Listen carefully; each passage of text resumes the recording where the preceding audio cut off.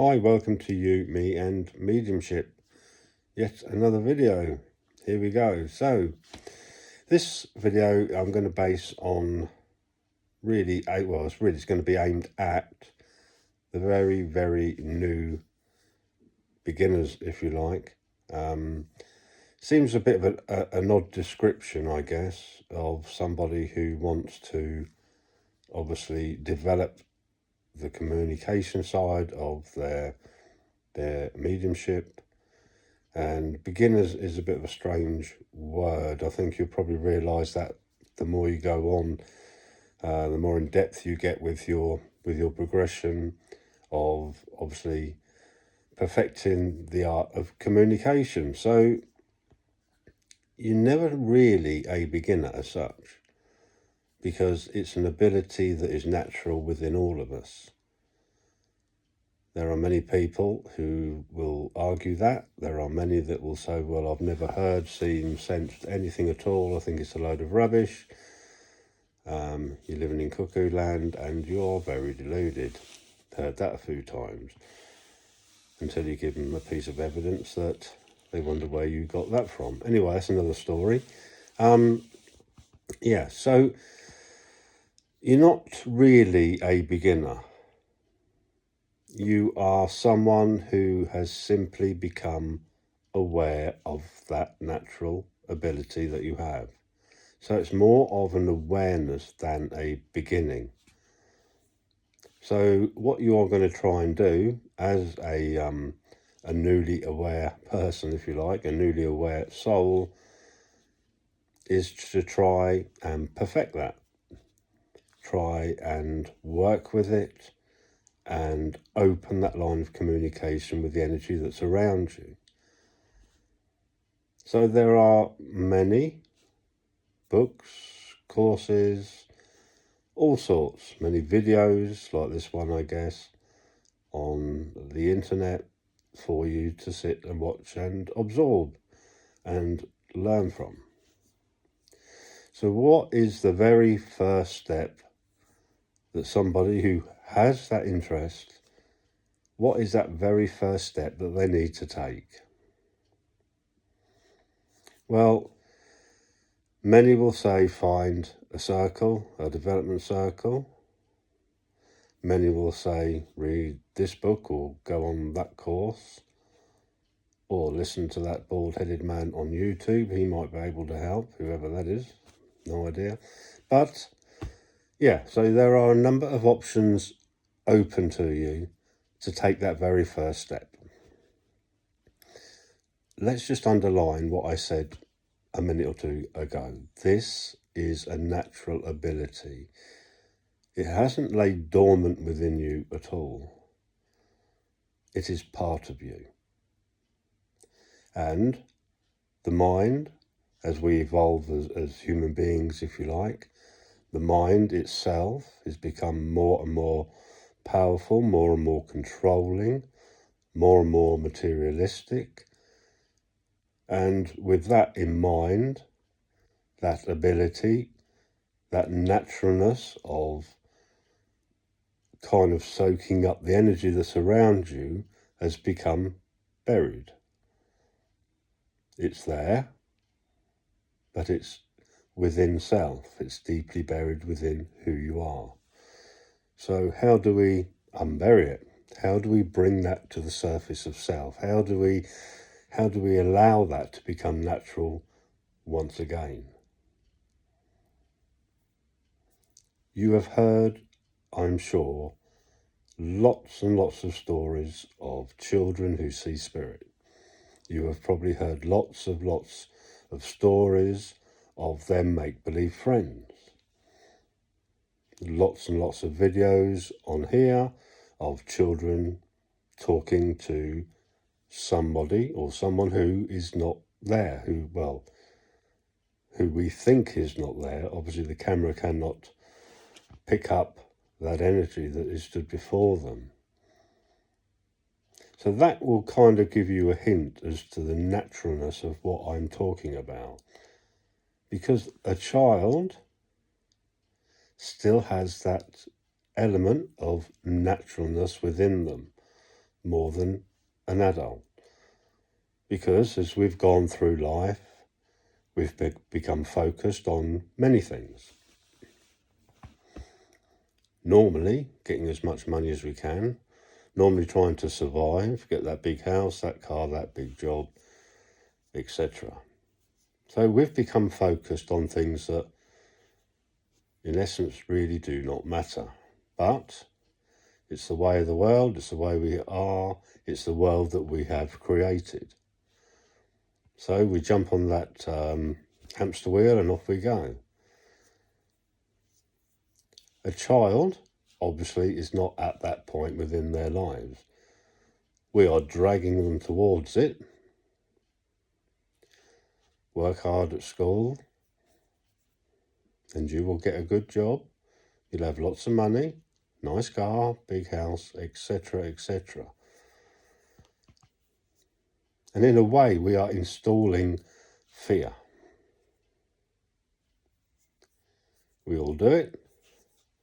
We install fear into children because if you don't do that, you are going to fail. So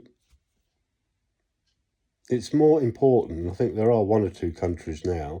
And I think it's the Japanese, probably Japan or China, I'm not sure which, but one of those countries now do not allow any exams or anything like that until their children are at least 10 years old, because they spend the first few years just teaching them respect for each other and the things around them, which is fantastic. That is the way it should be done. They do not put a child under pressure too early on, not like here in the UK and other countries. And we all go, like the suicide rate of children and et cetera, and children are unhappy and what's wrong with them. And just don't forget who created this world that we've put them in. So maybe we should be questioning ourselves, not the children. Anyway, that's another story. So, again, like I said, we see that naturalness appear in children quite often. And it's that naturalness that we are trying to not recreate, but we are trying to bring to the surface of self so that we can once again be aware of the energy that surrounds us. We are not talking about energies and spirits that are a million miles away. They do not live on another planet somewhere. The veil is very thin. There has never been a truer word said than that.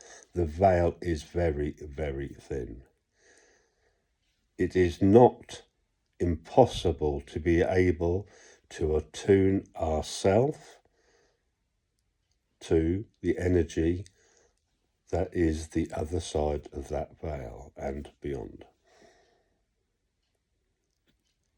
So, how do we go about that? What is the very first step? What is the very first thing we need to do?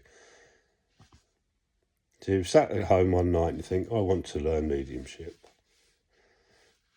Not a common thought, I'm pretty sure of that, but you may well have an interest in that. So what do you do? Well, I'm going to be a boring old grumpy git and tell you not to go out there and grab the first book that you come across. Not to join the very first circle that has a space for you. Not to sign up for that $1,000 course.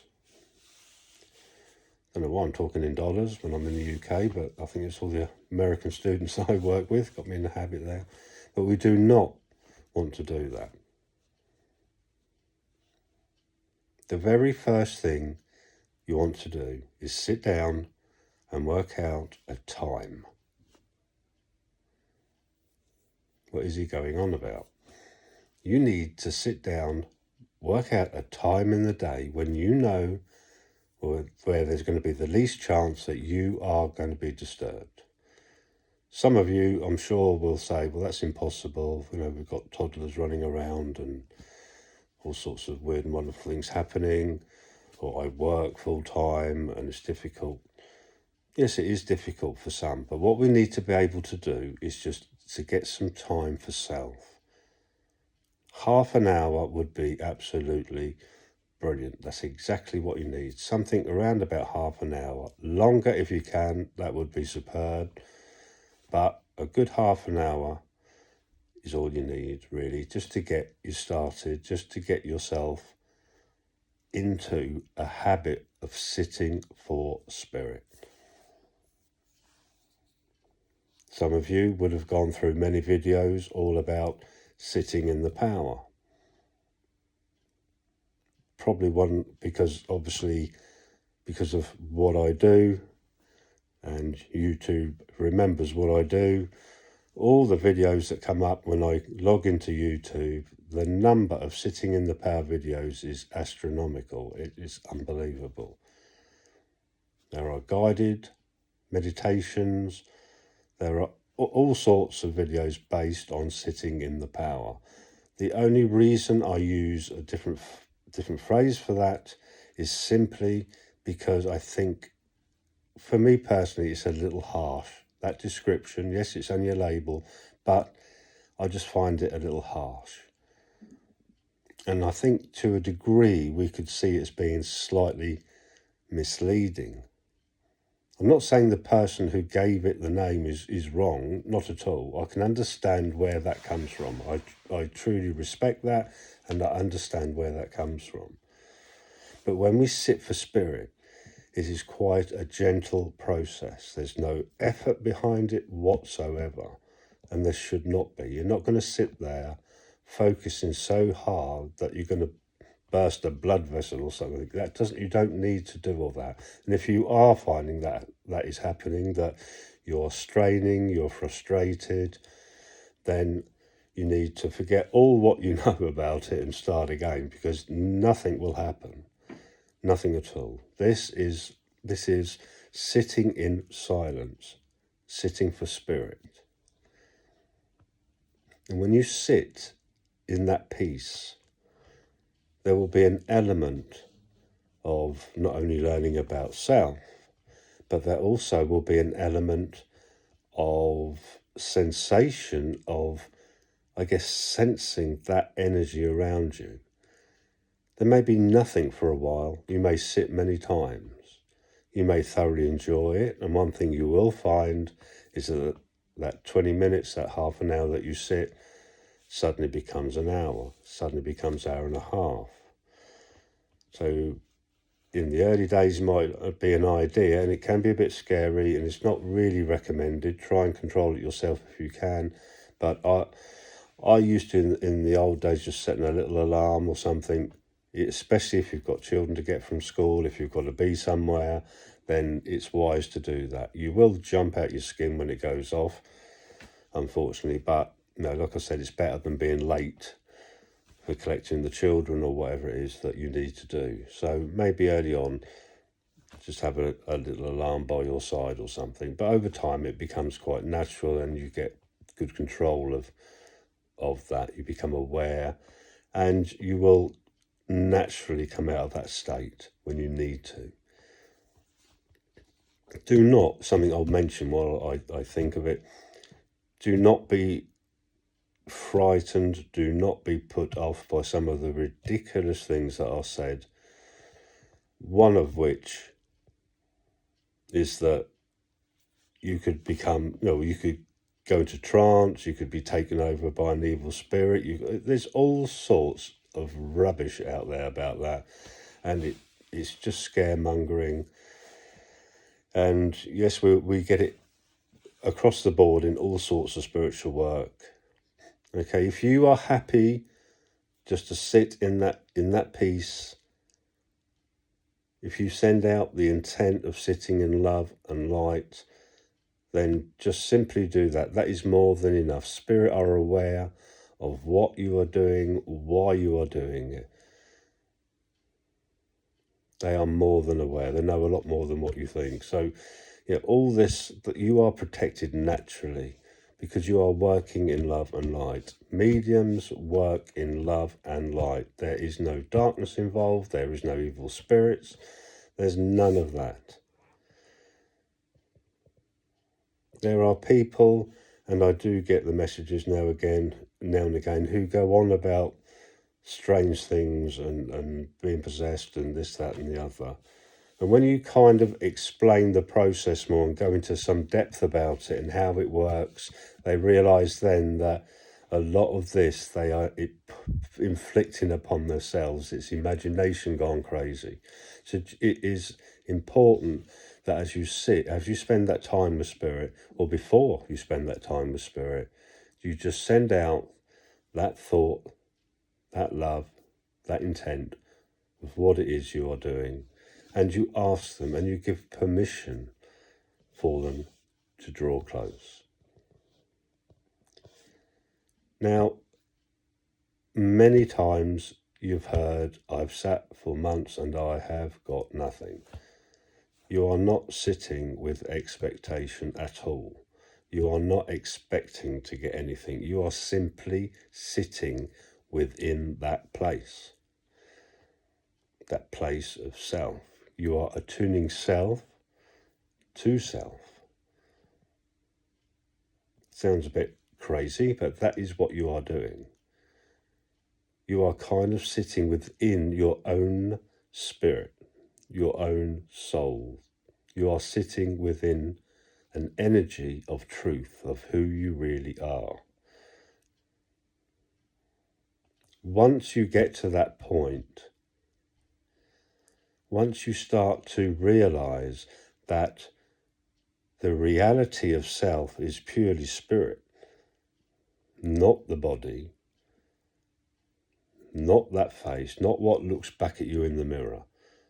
That is simply a material impression. It is simply the temple, if you like, you've heard that a few times, that you are embodied within. You are encased within that body. That body is there to simply express, so that you can express self through it. You, as you sit, will pick up and sense the wonder of spirit, the wonder of self, the wonder of that energy. And just absorb that. Just sit within it and simply, the way I put it is simply be. Keep doing that. Keep sitting. Keep sending out that intent. Keep working away with your sitting. And as you start to absorb that self, that energy of self, you will naturally begin to understand who you truly are. Once you get a grasp of who you truly are, that spiritual self, you will then utilize that spiritual self, that energy. You will utilize that. You will use that to expand out and reach out to exactly the same on the other side of that veil, the spiritual energy of souls, the soul of other people, if you like, other energies that have existed here.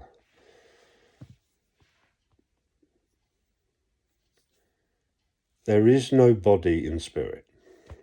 And when I say there's no body in spirit, I don't mean nobody. I mean no physical body in spirit. You are not going to see physical body. You will see impression. You will see an impression of how they looked. You will sense that impression of how they looked. You will sense that voice of theirs. You will sense that personality of theirs. You will sense impression. So anything that is relevant to that energy that you are communicating with will be impressed upon you. It's a kind of blending. You are not all of a sudden going to get a physical face appear in front of you and make you jump. That is not going to happen. You will sense that energy as it starts to draw close with you. As that spiritual self of you merges with that spiritual self of other spiritual energy, you will then sense there'll be a blending of two energies, and you will start picking up upon that vibration the sense of who that is. Male, female, mum, dad. And obviously it is something that you will learn over time. The different senses you will kind of recall every time that you work with spirit. It will become a natural progress for you. You will naturally progress without the books, without the courses. I describe on my Patreon about what I do when I guide people with this. I simply help with that process, if you like, of finding and discovering self. And I do it in a way where we, if you like, myself as guide, as teacher, you as student, we have to find that place where not only my energy will merge with your energy. Okay, so I start to understand who you really are, and what will help you by understanding that. I then use that and to make you aware of that, what I have learned about you. I will start to make you aware of that, and we will work with that. We will question that. And that awareness of who you really are then starts to work away inside of yourself. You start to think about what does he mean? Yeah, that's right. Yes, I do feel like that, and I do sense that. And then we start working together. We build that foundation of self. In a way, we're filling the toolbox with new tools, if you like, for you to be able to go sit in that place of yours and merge with similar energy that is around you. That might sound a bit complex, it might sound a bit complicated. But through that process, we learn trust. We learn acceptance. Once we start to accept and totally accept the fact that we are spiritual energies, we are souls, it starts a number of triggers off. In a way, it ignites that spark that is within you. That spark, that essence, that soul that is within you. We light that spark. So we rekindle that knowledge that we had with us when we were children. That energy that we had, that knowing we had. So we drag up, if you like, all the truths that you came with when you took the first step here within this realm. We kind of remind self of who we are, and we start to work with that. It's a process that is easier for some than others. And it's interesting, some of the people that I work with now, that it's interesting how they go away and think about self. It's interesting to see that progression happen within them. And sometimes they are kind of unknowing that this is happening. And little things that they tell me month upon month, just little things that sometimes are quite irrelevant to them, are very relevant to me. because I know that they are heading in the right direction. And sometimes they tell me things that I write down that are totally unaware of what I've written down, but I take little notes of each student just as a reminder for the next time we meet. But those little notes can be the simplest of things that they have said that just say, Kevin, this is working. They are going in the right direction. And I'm leading them to the door that I speak of very often. Like I said, I can't give you the key to that door, but I can take you there. And that's what I'm doing. I'm taking you to the door. I'm taking you by the hand, leading you to that door. Okay, because once we get to that point and that understanding is rekindling itself within who you are, that little childhood knowledge that you had, once that's starting to rekindle, you will find the key. You will open that door and you will take your first steps along that pathway. You will start to make that journey. The way I've described it, and it's been brought up a number of times because it kind of rings true with a few people that I work with, and they keep reminding me of this. It's something I said a while ago now, is that if you go through an open door, now let me just try and describe that. The open door, the easiest route, is a door opened by somebody else. It is not your door. So buying all those books, going on all those courses, okay, allowing your mind to be filled with all that information is in reality someone else's open door. And that will do you no good whatsoever because you are simply shadowing somebody else's journey. You are unique. It will not work for you. You will get the odd hints here and there. You will get odd bits and pieces here and there. But if you want to be a medium of quality, if you want to be a medium of truth, who works purely with connection, not being psychic, not working on a psychic level, if you want to have that true ability and work in truth with the guides, the helpers that are there for you, that will work with you, if you want to be able to do that, then walk through your own door, because your uniqueness is so, so important.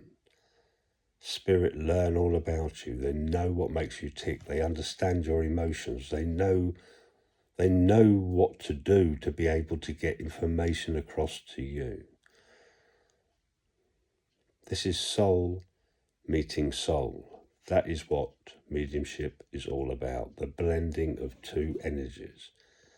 And in order for them to blend well, they must totally understand each other.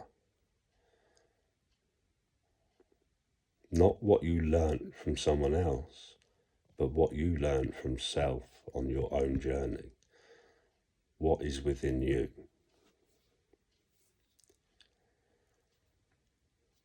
So do not walk through the open door of others. Find the key and walk through your own door. Because your journey is unique. And there are things as an energy, as a spirit of light, that you need to learn, to experience, to be able to move on, to be able to progress. And you are well aware of what those needs are.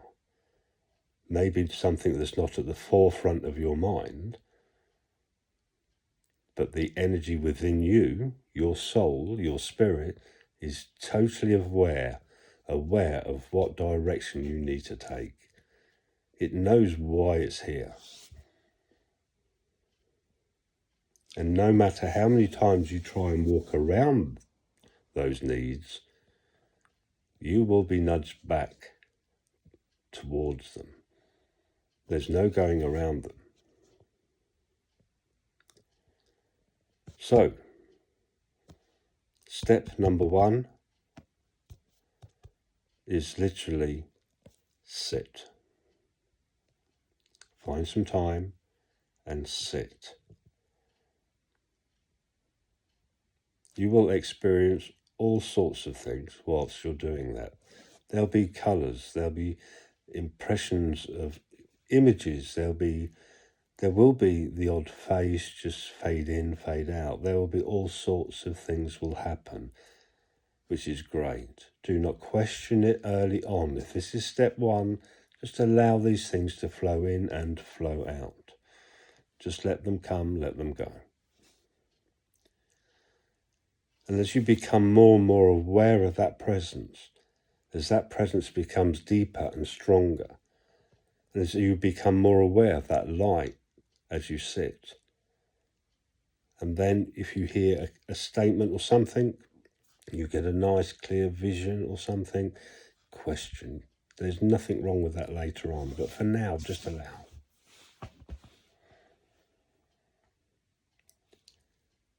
Be patient as well. There'll be a number of times you will sit and there'll be a noise that puts you off. There's always that itchy nose. There's all sorts of things, but please be patient with self. Self will learn to overcome these things and allow them to just go without you focusing too much on them. It's a process that you will develop over time, so be patient.